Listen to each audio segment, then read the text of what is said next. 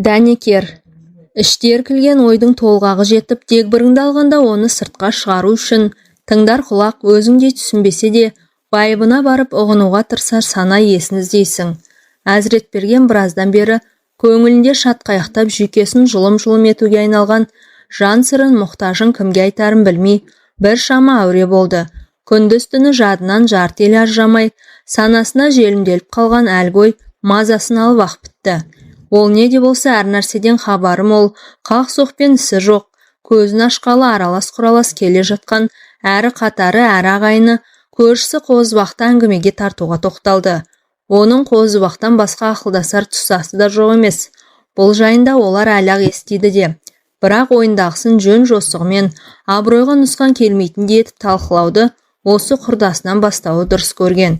Әзіретберген кеш түсе, жайылымнан келген уақ малды жайғап жүрген немерелеріне бас көз болғансыды да Қозыбақтікіне келді. Бұған дейін де бұл әңгімені Қозыбаққа айтпақ болып сан рет тоқталған. Алайда мұз үстінде тұрғандай тайғанақтап, кібіртіктеп бір шешімге келе қоймаған. Міне бүгін жүрек суын доғарып, ойындағысын ашық жеткізбек. Жаздың жылы маңдайды желпіген желтеңі кешінде Қозыбақ сиыр сауып отырған кемпірінің жанында таяғына сүйеніп тұр екен.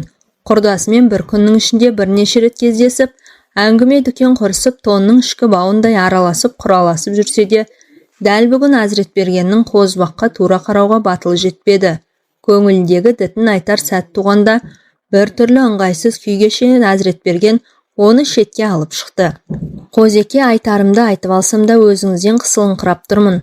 Қатар болсақ та бір-бірімізге қалжың айтып, қысыр сөзге бармаппыз. Өз ойыңызды білдіріңіз. Мен ғана шешетін іс емес, бір қауым елміз. Көмейден шыққан сөзді ел естімей тұрмайды. Басқа ағайындармен де ақылдасармыз. Ең алдымен сізбен ойласып алғанды жөн көрдім деген Әзіретберген бастапқы кібіртіктеуінен арылып, өзін еркін ұстады. Мұның ешқандай яты жоқ Әзеке. Маған салсан құба-құп. Қалт-құлт етіп кәрілікке жеңдіре қойған жоқсыз. Естіген жұрт естір. Өз басында болмаған соң күлер. Әжуалар, түйсігі барлар түсінер деп, Қозыбақ шақшасынан алақанынан насыбайын төкті де, қалтасынан мақталып оған насыбай түйіршіктерін орап, ерніне қыстырды. Айтпақшы, балаларыңыз не дейді? Оларға бұл жайында айттың ба? Жоқ, өзім қалай айтпақпын.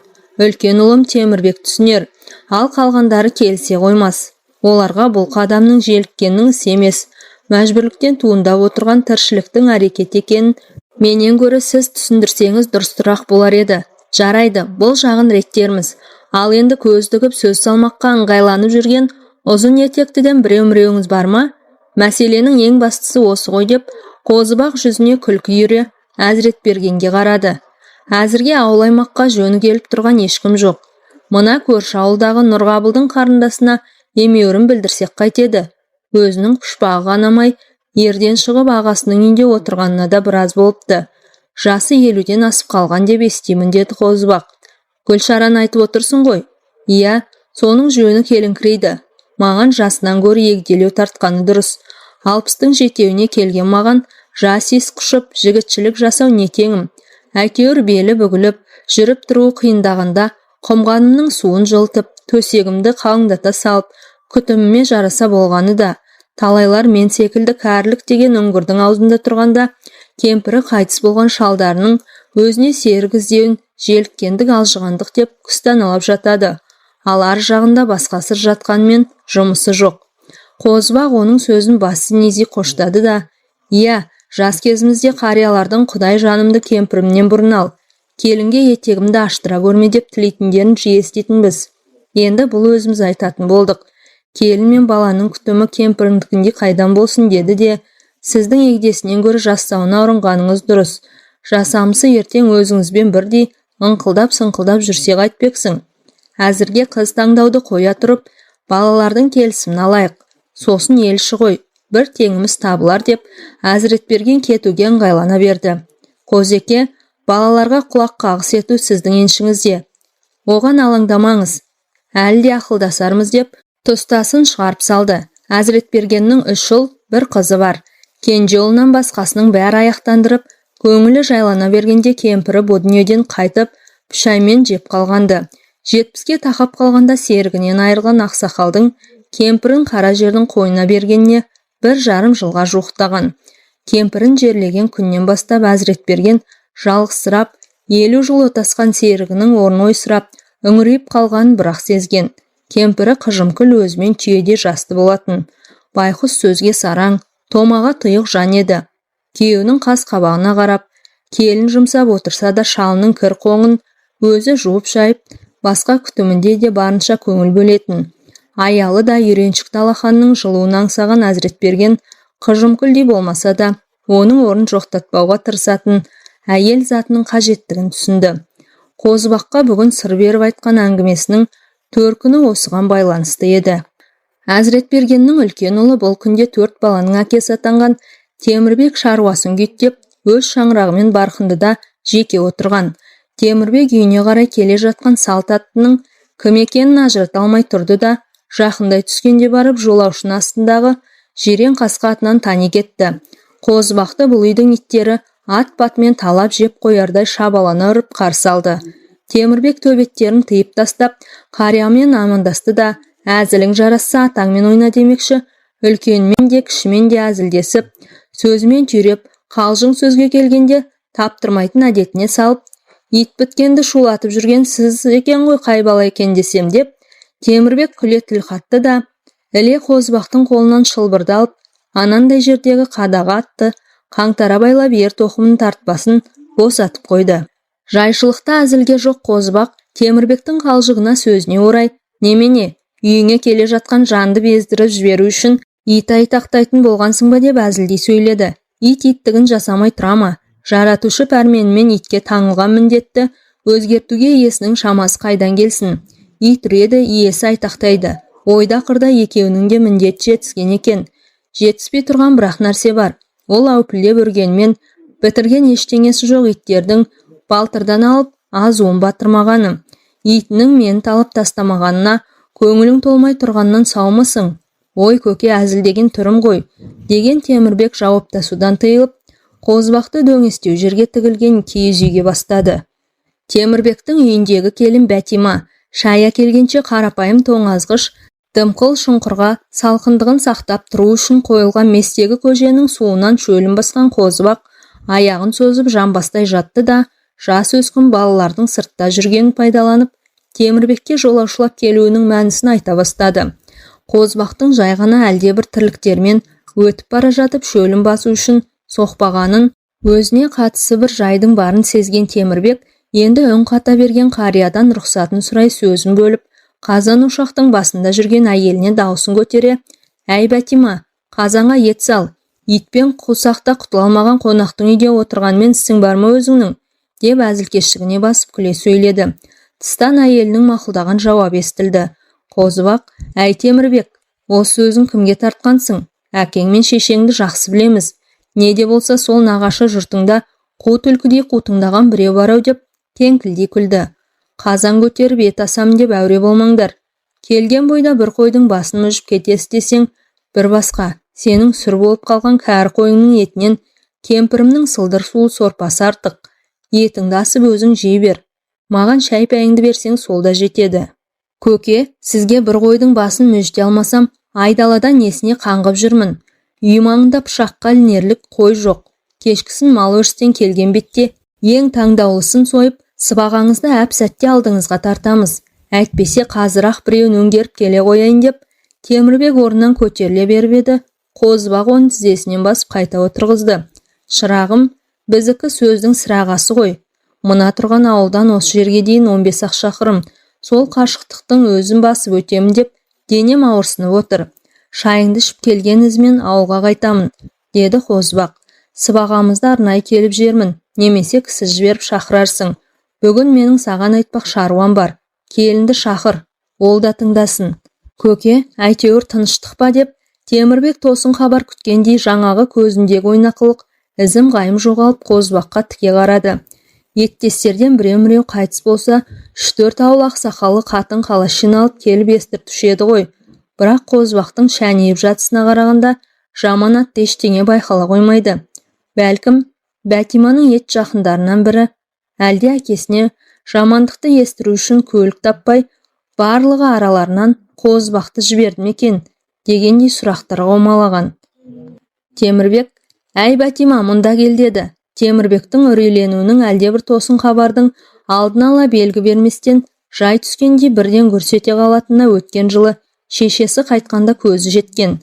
Апасының бұл дүниеден қайтқанын естіртуге бір машинамен топтала шыққан ауыл адамдарынан бұрын екі аяқты мотоциклмен өз тірліктерімен өтіп бара жатқан екі боз бала Темірбектен сүйінші сұрағандай, амандасар амандаспастан: «Апаңыз қайтыс болды ғой, әлі естімедіңіз бе?» деп маңдайдан шоқпармен ұрғандай қойып қалғаны бар. Бүгінгі Темірбектің жайсыз жаңалық болып жүрмесе жарар еді деп қауіптеніп отырғаны сол. Бір қайғылы жайтты тосынан естігендіктен туындаған еді. Қозыбақтың аузынан шығар сөз де осы іспеттес болмаса не қылсын дегендей күдік туындаған. Темірбектің бірден өңі бұзылып, күңіреніп, өзінің аузын бағып отырғанын байқаған Қозыбақ асықпай малдас құрып отырды да: «Екеуінің де рең бастарың сұрланып кетті ғой. Ешқандай жаманатты хабар айтпақ емеспін. Жай ғана өздерімен ақылдасар мәселе болып тұр» деп жөткірініп алған Қозыбақтың іш пыстырарлық күткізуі Темірбектің қытығына тигендей. Бәтиманы да әңгімеге араласуға шақырғанына қарағанда маңызды секендігіне шүбәсі қалмаған Темірбек үн қата қойған жоқ. Келгендегі айтпаға әкелермен екеуара өткен сұхбат мазмұнын асықпай мәнермен әңгімелеп шыққан Қозыбақ енді Темірбек пен Бәтиманың пікірін білмекке сұраулы пішінмен оларға көз тастады. Суық хабар естуден құтылған Темірбек арқа басы кеңіп кәдуілгі ойнақты кейпіне түсе қалды. Көке-ай, әйтеуір тыныштық екен ғой. Ауылғыдан кім келсе де нендей жайсыз жаңалық айтар екен деп үрейленумен отыратын болдық. Не бәле шықса да сол ауылдан келген адамнан шығады. Әй Бәтима, бар қазанға ет сал деп өжеттене Қозыбақтың қарсылығына қарамастан қонағын дәм ауыз тигізбей қайтармайтын білдірді. Қозыбақ өз айта келген ұсынысқа Темірбектің түсініспен қарайтын сыңайын танып, іші жылып қалғандықтан үй иелерінің қазан көтерулеріне қарсылық етпеді.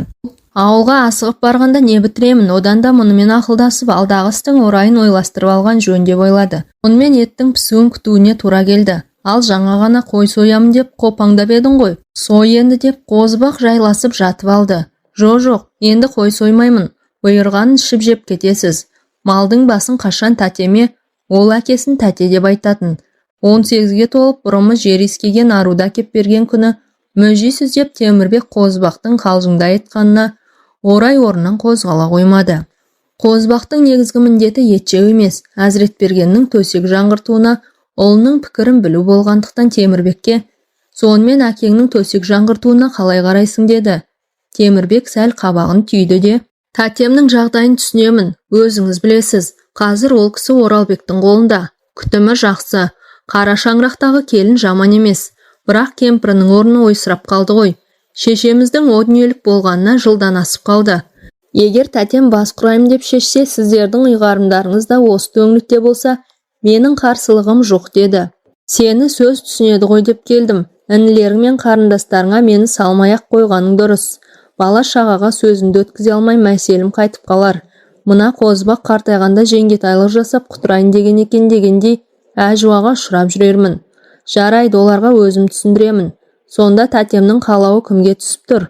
Ол жағын дәл қазір нақты білмеймін. Екінші шешемізді өздеріміз іздеп таңдайық десеңдер, кім ғой дейді» деген Қозыбақ қай күнгі Әзіретбергенмен арадағы әңгімеде аты аталған әйелдерді айтпақ еді, бірақ ішіне іркіп қалды.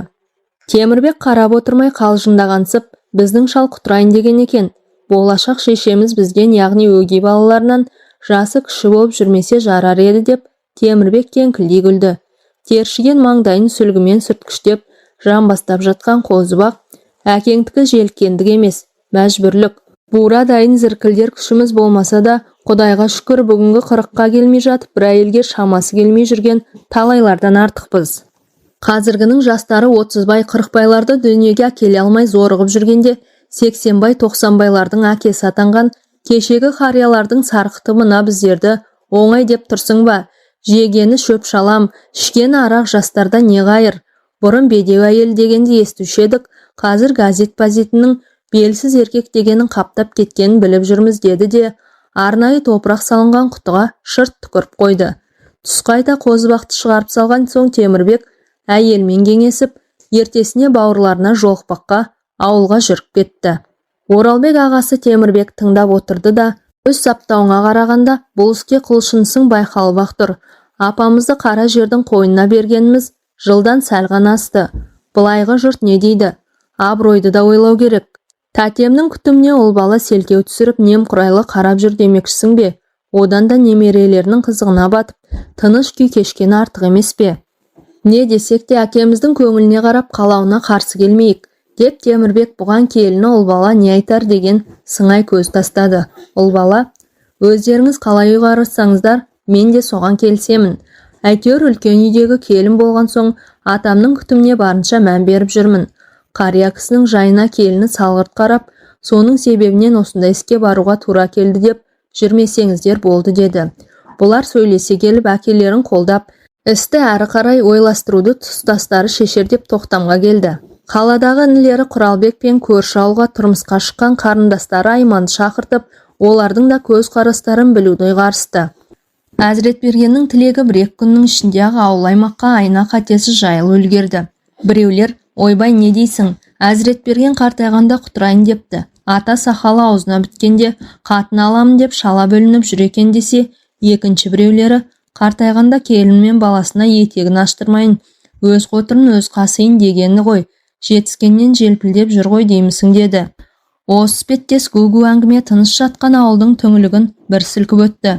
Екі адамның басы қосылса әңгіменің арқауы Әзіретберген жайында болып, оның есімі жалықтырмас тақырыпқа айналды. Мұны қозғамаса ішкен астары бойларына тарамайтындай. Осындай мазмұндағы әңгіме ауанын Әзіретберген өз құлағымен естімесе де, былайғы жұрттың аузында жүргенін іштей сезеді. Қозыбақ Әзіретберген қатыспаған жиындарда ауылдастарына істің мәнін түсіндірген болды.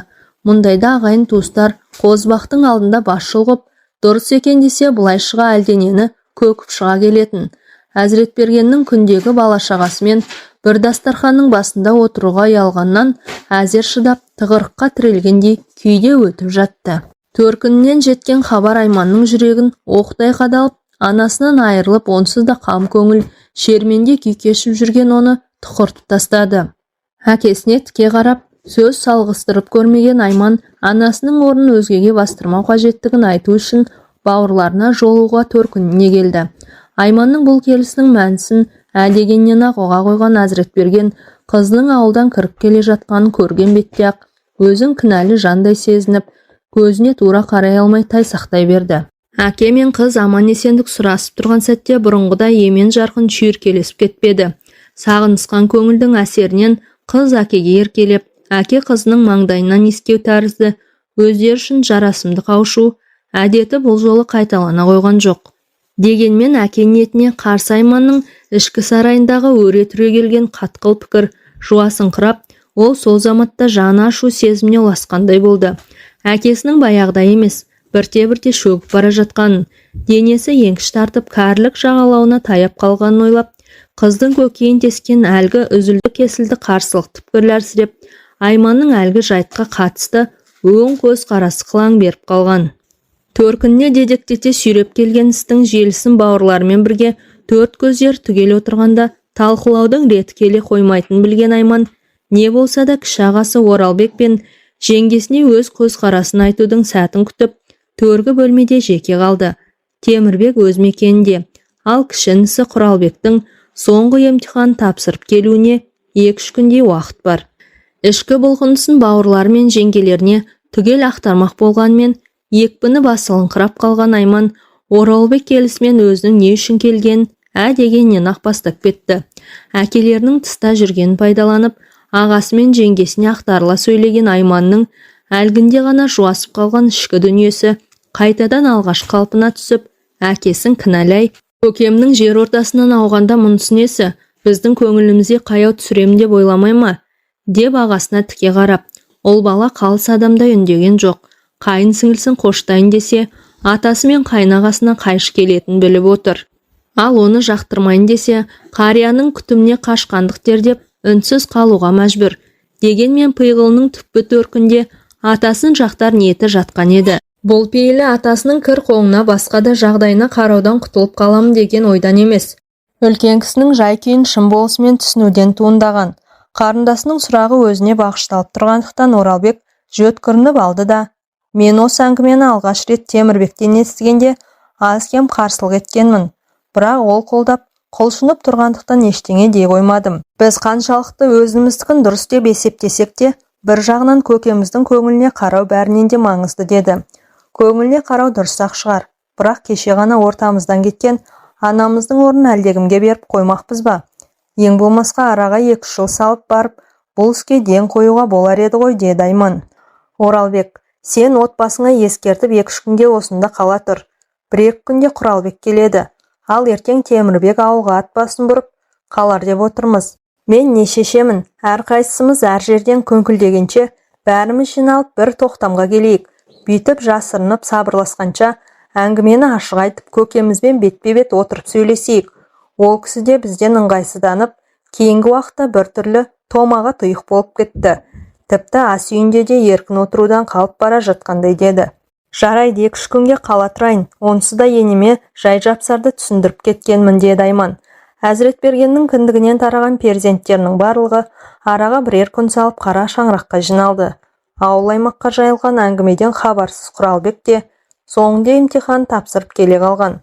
Бұл жиылыстың мәнісін ұққан Әзіретберген сыр білдірер емес. Ортаға келіккен кедергінің туындауы салдарынан перзенттерінен шеттеп, олармен ара қатынасының алшақтап бара жатқанына өзін кінәлі санап, содан еңсесі түскендіктен Әзіретберген не болса да бетін ашып алар, сәтті тәуекел деп күтіп алмақ.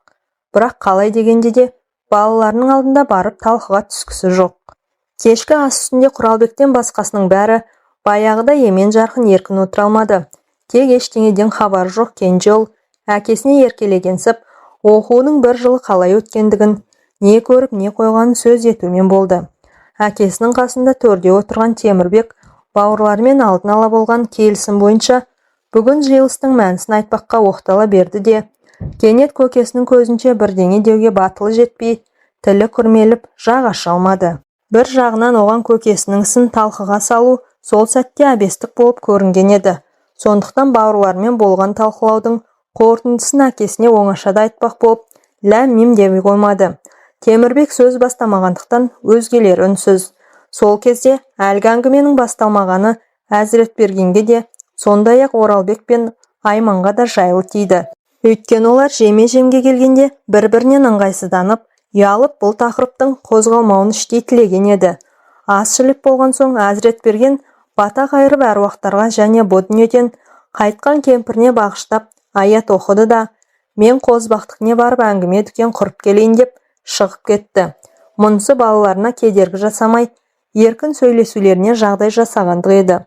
Әзіретберген кеткеннен кейін үй ішіндегілер қызу әңгімеге кірісіп кетті. Жаны нәзік Айман, мен бұл үйден кеткен адаммын. Сонда да өзімді шыққан жерінен бөліп қарай алмаймын. Көкеме айтып райынан қайттарыңыздар. Апамның құлағын шулатпай көрінде тыныш жатқызайық деді. Ағаларына алма кезек қарап. Көкесінің төсек жаңғыртамын деген енді естіген Құралбек екі ағасына кезек көз тастап, бұл қалай? Жоқ, бұлай болу мүмкін емес. Апамыздан айырылып, әлі көзіміздің жасы кеппей жүргенде өзгені босағадан аттатып, өгей шешемнен қайғымыздың орнын толтырмақпыз ба деп шыж-быж болды. Сендер қызбалыққа салынбаңдар. Мына Оралбек те басында қиқаңдап, бірақ кейіннен райынан қайтты. Ал сен екеуің ат үсті бір жақты ғана ойлап отырсыңдар. Мен көкеме жетіскеннен келісім берген жоқпын. Иә, апамның орнын ешкім толтыра алмайды.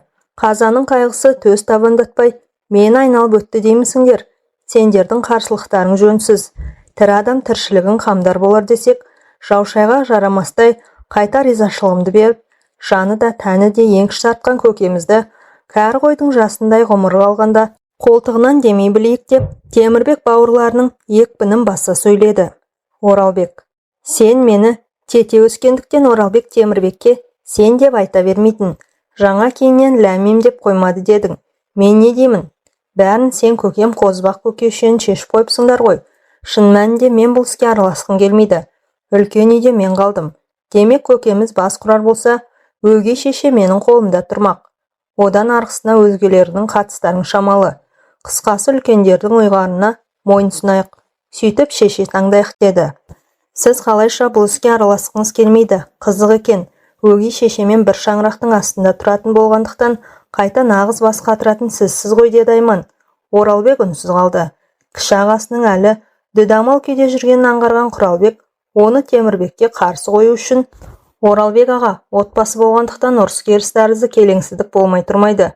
Көкемнің көңіліне қараймыз деп ертеңгі күні ол кісіні екі оттың ортасына итеріп, тығырыққа тіреп қоймаймыз ба, деді Оралбек. Шында қыңыр қылығы сойдиған шипау мінезді жан болса қайтпекпіз. Қарындасы мен інілердің басындыққа ие болып бара жатқандықтан оларға тоқтау салмақ ниетте Темірбек: Иә, алдағы уақытта не боларын ойлағанда жөн. Бірақ не десеңдер де, менің бір білерім, кәрі қойдың жасындай ғұмыр қалған көкемнің көңілін шықпау. Айтпақшы, жаман айтпай жақсы жоқ. Әкеміз олай-бұлай болып кетсе, соңында қалған сормаңдайлы әлде болашақ өгей шешеміз қайда қалмақ? Біздің үйге сіңсіп үйренісіп кетуі қиын. Бұл жағында қаперге алған дұрыс. Бұл жайтқа қатысты ешкім пікір айта қоймады. Кенет Құралбек: Егер көкеміз кішкентайлы болса ше деп, балалыққа салына төтесінен қойып қалды. Бұл сөз алма-кезек жауаптасып отырған бауырларды сәлде болса жымыңдатып, үй ішіне жылы леп әкелгендей болды. Бәрі де қысылыңқырап, жүздерін төмен салды. Темірбек: Көкемнен қалған мал-мүлікке ортақтасатын мұрагер шығып қалама деп қорқып тұрсың ба, деді інісіне күле сөйлеп. Олар ду күлді. Осымен бұл әңгімеге нүкте қоялық. Негізгі шешімді үлкендер жағының еншісіне қалдырайық, деді. Айманның әлгінде ғана бет жүзіне ойнап шыққан жымиысы саптыйылып: Мен не десеңіздер де қарсымын. Апамның орнында әлдекімнің жүргені ішкі жарамды одан сайын тырнай түсетіндей деп көзіне жас алды. Қарындасының жасаураған көзінен анасына деген сарғайған сағынышын аңғарған Темірбек әңгіме желісін көп соза бермей, осы да жетер дегендей үнсіз қалды. Ертесіне кешегі әңгіме барысын әкесіне бұрмалаңқырап, оның жүрегіне жылылық ұялата баяндап берген Темірбек іле Қозыбақтікіне жолықты. Қозыбақ көздеп жүрген басы бос екі ұзын етектің жай жапсарынан Темірбекті хабардар етті. Ал Айман әкесіне айтпақ арман мұңын қазақ қызының ибалы ұяң мінезінің себебінен айта алмай, шарасыздық таныта үйіне қайтты. Құралбек болса ағаларынан аса алмай, балаң көңіліндегі дітіне тұсау салғанына мазасыздана да іштей көкесінің бұл іске мәжбүрліктен барып отырған үнсіз мойындағандай. Темірбек әкесіне серік таңдауды үлкендердің еншісіне қалдырды. Қозыбақ тұстастарын кеңесуге шақырып көріп еді, олардың айтқандарын Әзіретберген жарата қоймады. Бұлайғы қатарларынан қайран болмаған соң, Қозыбақ пен Әзіретберген өздерінше жол іздеді. Олай ойласа келе, 3-4 ұзын етектіге табан тіреді. Енді тек соларға жолығып, тіл тартып, мәмілеге келу керек. Нала құрылған жоспар бойынша Қозыбақ жолға шықты. Мұндағы мақсат Әзіретбергенге серік іздеу. Алғашқыда екеуі бірге шықпақ болған. Бірақ Әзіретберген біреу маған қызын дайындап отырмаған шығар. Салып ұрып жетіп барғаным жөнсіз болар деп райдан қайтқан. Құрдасының мұнысын жөн көрген Қозыбақ: Жарайды, сізді әурелемеймін. Ал мен жолығуды дұрыс деп тапқан жандардың тамырын басып қайтайын. Көп жүрмеспін. Ары кетсе, 1-2 күнде оралармын деген. Қозыбақ сапарлап кеткелі Әзіретбергеннің дегбірі қашумен болды. Оралбек жұмысына ерте кетіп кеш келгендіктен әкесінің бойындағы өзгерістерді аңғара қоймады. Құралбек пен жеңгесі қарияның кешеден бері тыным таппай жолға қарайлаумен, әлденені асыға күтумен, бір нәрсенің байыбына бара алмай күйгелектеп жүргенін аңғармағансыды. Кенже ұлмен еркін сөйлесетін Әзіретберген одан қашқақтап, ал Құралбек жоламай әуре. Тек сыр білдірмей жүрген келіні ол бала: Ата шай ішіңіз, ата кешкі асқа кіріңіз, ата теледида көріңіз, жаңалықтар беріліп жатыр деген. Бұрыннан келе жатқан үрдісті пейілінен жаңыла қойған жоқ. Ол баланың бұл әдеттегісі Әзіретбергенге жасандылық, сыр білдірмеу үшін қолынан келген жасағандық деп түйіледі. Қозыбақ ауылына келгенде автобустан түсіп қалды. Жіпсіге маңдайын қалта орамалмен сүртіп, тақиясын оңдап киді де, аз кем тұрып, осы ауылдағы құдасы үлкен ұлының қайнасы Кентайдың үйіне қарай аяңдады. Кентай үйінде екен. Мән жайды оңашада сөз етіскен екі құда кештетіп Нұрғабылдікіне баруды ұйғастырды. Кентай Нұрғабылмен аталас. Демек Қозыбаққа да бөтен емес. Оған қоса жастарды шамалас. Өлім жітім, той томалақтарда жолысқанда сәлемдер түзу. Бұлар аулаға енгенде Нұрғабыл есік алдында насыбай түйіп отыр екен. Ол құдаларын көріп асайым сүйін жинағансыды да орнынан тұрып қарсы жүрді. Тұғырынан тұя қоймаған Нұрғабыл шапшаң қимылдап Кемпіріне дауыстап қонақ келгеннен белгі берді. Өзі бұларды бастап үйге кіргізді. Мұнтаздай таза әрі жинақ үй ішінен пысық келін мен белі бүгіле қоймаған кемпірдің қолтаңбасы анық аңғарылып тұр. Бұлардың үстіне Нұрғабылдың қарындасы Гүлшара кіріп, аман есендік сұрасып келе жатқанда, Қозбақтың іші қылп ете қалды да, ойын тез жинап алды.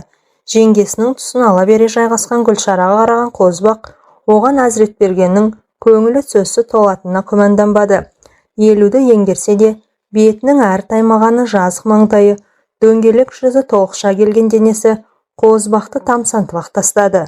Нұрғабылдың кемпірмен Гүлшара аз дем отырған соң бөлмеден шығып кетті.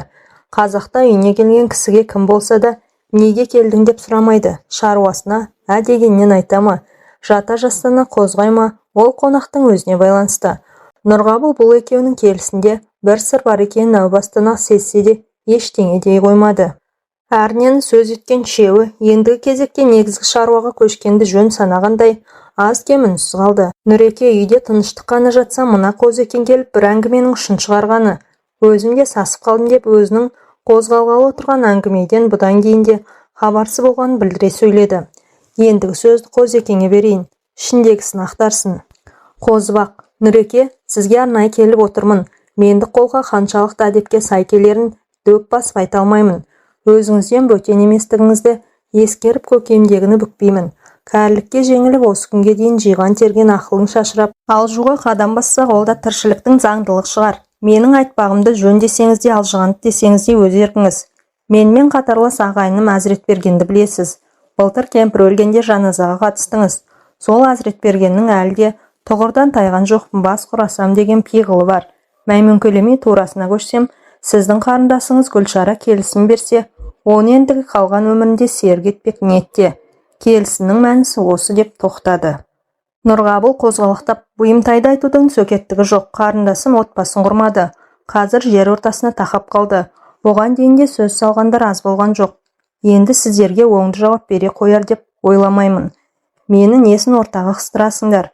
Жас емес өз шешеді, деді Нұрғабыл. Жанарын Қозбаққа қадап, дұрысы жеңгесі арқылы сөйлесіңдер, өздерің келісіңдер.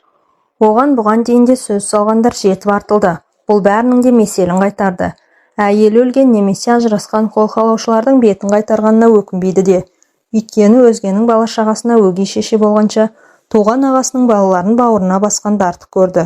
Осының бәрін іштей түйсінетін Нұрғабыл кісі салушылардың әрекеті бос әуре екендігін білсе де ештеңе демейтін. Егер қарындасым тұрмыс құруға үгіттесе, менен құта алмай жүр екен деп ойлар дейтін. Ал сөз салушыларды өз алдынан кері қайтарса, Нұрғабыл қарындасының бағын байлап, аяғына тұсау салып отыр дегендей, жұрт сөзіне ілгетін біліп, бұ түйінді қалай шешерін Гүлшараның өз құзырына қалдыратын. Ал Гүлшараның кімге де болса айтар жауабы Нұрғабылға түсінікті. Қозбақ кешкі автобуспен қайтып кетті. Гүлшараның қимыл қозғалысы, жүріс-тұрысы жол бойы қарияның көз алдына қайта-қайта келе берді. Ибалы дене бітімі, келісі елуге келсе де кім-кімді де бір қаратпай қоймайтын реңі, бірақ бала сүю қызығынан қағылып, өз алдына түтін түтете алмай, ғұмыр кешіп жатқан әйелге аяушылық оянған Қозбақ терең күрсінді. Үміт от сөне берген соң Әзіретберген райынан қайтқысы келген. Мұнысын Қозбаққа жеткізіп көріп еді, ол әзекке жұрттың бәрі құлағдар естіп қойған. Енді кері шегінбелік, қалайда біреуді табамыз деп көнбеді. Әзіретберген: Қозыке, өзіңізді де көп әуреледім. Осы да жетер деп қарсыласып бақты. Дегенмен екеуі ара кеңесе келіп, тағы да бір рет бақ сынап көрерік десті. Қозбақ ауылына жол тартты. Мұнда да Қозбақтың таныс тамыры аз емес. Екі ауылдың арасы айдамал демесең автобуспен бір күн ары, бір күн бері жол. Қозбақтың бұл жерде түп нағашылары бар. Өзінен жас үлкен түп нағашысы Сейіт жиеншарының келісінің мәнін ұққаннан кейін оңашада әзілге жеңдіре, бәсе, көптен бері атызын салмай кеткен жиеншарым арнайы келген екен десем, қыз іздеп жүр екен ғой деп күле сөйледі. Үйіңе барғанда Әзіретбергенмен табақтас болып едім. Бұлай жаман кісі емес. Менің жиеншарым жаманды жанына жолатпайды ғой. Мұнда жалғызілікті әйел тұратын кімнен естідіңдер? Елші ғой. Жігітшілік құрып жүргеніне қарағанда бір өзен арнасынан аунатуға әлі қауқарың жетеді-ау деп Сейіт әзілдей. Сейтеке қай бір қуат қалды дейсіз, ағайындықты танытудың әрекеті ғой, деді Қозбақ. Сейіт Қозыбақты қолға салынбақ жесір әйелдің өмірінен хабардар етті. Сенің жоқпақ адамың аты Нұрғайша, бізбен рулас, жас елуге ілінгіреген болу керек. Сейіттің кемпірі Күләй көп ұзамай Нұрғайшаның кештетіп осында келетінін әңгімелесетінін жеткізді. Кеш түсе Нұрғайша үйге кіргенде Сейіт, Күләй, Қозыбақ үшеуі төргі бөлмеде отырған. Тақырып әжептәуір талданғанмен Нұрғайша тарапынан нақты шешім айтылмады. Ол 2 аптадай мұрсат сұрап қабырғасымен кеңеспек болды. Жауабын Күләй арқылы айтпақ. Қозыбақ ертесіне түс қайта ауылына қайтып кетті. Арты қалай шешілетіні әзірге белгісіз. Бірақ үміт бар. Нұрғайшаның жасы ұлғайып келеді. Қызым да бой жетіп, бола өсіп келеді. Ертең тұрмысқа шыға қалса барған жеріне мені өзіммен бірге қалай алып барады. Болашақ күйеу бала қызымның дегеніне көніп, мені қолымда тұрады деп сенімен айта алмаймын. Күшік күйеулікке көне қоймас. 4 қабырға қамалып, жалғыз қалудан артық азап бар ма? Бел бүгіліп, еңсе еңкіш тартқанда жаныңа демеу болар. Мұңыңды бөлісер біреудің қажеттігі күн өткен сайын айқындалып келеді. Деп күрсінуі Қозыбақтың әзірге Әзіретбергенге жеткізер жалғыз ғана жылы хабары. Сол жылы қыстың алғашқы айында Әзіретберген Нұрғайшаны көшіріп алды. Өгей шешесі бұлардың табалдырығын аттаған күні әкесінің қуанышты реңін, бойындағы құлшыныс табын, жай күндері біліне бермейтін басқа да жағымды құбылыстардың қылаң беруін Темірбек жазбай таныған. Нұрғайшаның өз табалдырығын аттауы құрметіне арналған жиында Әзіретберген қанша жерден өзін сабырлы ұстап, әлгі өзгерістерді сыртқа білдірмейін десе де, онысын тұстастары анық аңғарды. Бірді-екілі қатарлы Әзіретбергеннің бойындағы серпілісті сезгендіктен шығар бота қалжыңмен оны шымшылап алуды да ұмытпаған. Темірбек Қозыбақтың кемпіріне, әкесі мен өгей шешесіне төсек орынды оңаша жайлы етіп салып беруді жеңгелері ақшыл жеткізді. Қозыбақтың кемпірі Жамал ымырт үйірле өзіне жүктелген міндетті орындап, Әзіретберген мен жас келінге белгі берді. Түн ортасында оянып кеткен Темірбек көрші бөлмедегі әкесінің ақыла бүхілегенін, қимыл қозғалыс сыбдырын құлағы шалды да, жүзі шыдамай, аяғының дыбысын сездірместен тысқа шығып кетті. Осы сәттер Темірбектің көкейінде жүрген жұмбақтың шешімін тауып бергендей. Бөтен ортаға бейтаныс отбасынан Нұрғайша жатырқай енгенмен келе-келе қалыптасып, бұрыннан осы үйдің бір мүшесіндей сіңісіп кетті. Оралбектің мектеп жасындағы ұл қыздары Нұрғайша апаларының соңынан еріп келген өгей әпкелеріне бауыр басып, бір-біріне іш тартып, жатсына қойған жоқ. Нұрғайша жүкті болып бүкіл ауылды дүрліктірді. Кімнен екен деп күдікпен қарағандар жетіп артылды. Кімнен болушы еді? Әзекең қай жігіттен кемеді деп жауап қатқандар да табылды. Алғашында ыңғайсызданып, белін шарт буып жүрген Нұрғайша нәрестенің іште еркін өсу үшін бел буын доғарған. Ол алғашқыда келіні ұл бала мен қолдағы бала Оралбектен қатты қысылды. Олар түсінер деп өзін алдасырады да. Уақыты келіп, Құралбектен аумай қалған нәресте дүниенің есігін ашты. Әзекеңнің отбасы бір шабылып шілдехана өткерді. Егер Әзекең олай-бұлай болып кетсе, Нұрғайшаның күні нешік деп жиі ойлайтын Қозыбақ, Темірбек секілді жанашыларға бұл қуаныш ерекше әсер етті. Ортада дәнекер бар. Бұл дәнекер бөтен емес. Шешесі бөлек болса да, осы үйдің өсіп өнген перзенттерінің бауыры. Ортада дәнекер болғанда іштей Құдайдан мың мәрте тілейтін Нұрғайша үшін бұл шексіз көл көсір қуаныш. Жаратқанның пендесіне зарықтыра, ақыры жарылқап бере салған бақыт еді. Өзі дүниеден оза кетсе, бас құрасқан қосағының кейінгі тағдыры қалай болатынына бас қатырып жүрген Әзіретберген Нұрғайшаның құрсақ көтергенін білгенде жүрегі жарылардай қуанған. Содан бастап оның бар арман ниеті нәрестенің аман есен дүниеге келу еді. Міне сол діті орындалды. Жарасымды отбасы араға 2 жыл салып, Әзіретбергенді бақилыққа шығарып салды. Жүрек бірден бүлкілікті қимылын тоқтатқан. Жүрек дегеннің ашу қатты ғой. Қаһарына мінсе, ал ендеше деп кенеттен тоқтай салады. 60-тың 9-ына шыққан қария түгілі, 30-ында қолында орағын енді алып, 40-тың қырқасында қырман тартам деп сайланып жүрген жігіт ағалар да жүректің зобалаңнан бірден кетіп жатады емес пе? Оралбектің қолында қалған Нұрғайшаның ендігі тағдыры кезінде араға түскен Қозыбақты мықтап ойландырды. Сондықтан да Қозыбақ Әзіретбергеннің перзенттеріне, өгей шешесіне бірде-бір рет қырын қарамауды тапсырды. Мұны әке алдындағы парыз екендігін қатаң ескертті. Ауылда өскен ауыл баласына тән ибалы мол Оралбек өгей шешесіне әкесінің тірі кезінде көрсеткен құрметін үдетпесе бәсеңдеткен жоқ. Әрине, шалының өгейіп қалған орнын Нұрғайшаны езіп тастады. Кейде бәрін қойып төркініне тартып кеткісі де келетін. Бірақ Оралбектің рұқсат бермейтін, Темірбектің жолын кесетінін жақсы білетін Нұрғайша Әзіретбергеннің орнында күнін өткізе берді. Осы әлетте өз алдына бөлек шыққысы келетінін бір реті келгенде Қозыбаққа сездірген. Бірақ Нұрғайшаның бұл әрекетін ол қолдай қоймаған. Өгейлікті сездірмеуге тырысқанымен бәрі де көкірек қуысында сайрап тұратын қайтерсің. Шешесі бөлек, әкесі бір кішкентай нәресте ғана, арадағы қалт-құлт еткен көпірді тіреп, жасанды сыйластықты шынайы қарым-қатынасқа ұштастырып тұрғандай. Ең бастысы, бетін мұз көмкеріп, құмға ағып жатқан өзен тіршілікке сәулесін төгіп, үміт сыйлайтындай. Сол жылы Темірбек өгей шешесінен туған бауырымен қатар өссін деп, өзінің 3 жасар кенже ұлын Нұрғайшаның бауырына салып берді. Әңгіменің соңы. Әңгіме авторы Жолдыбай Базар.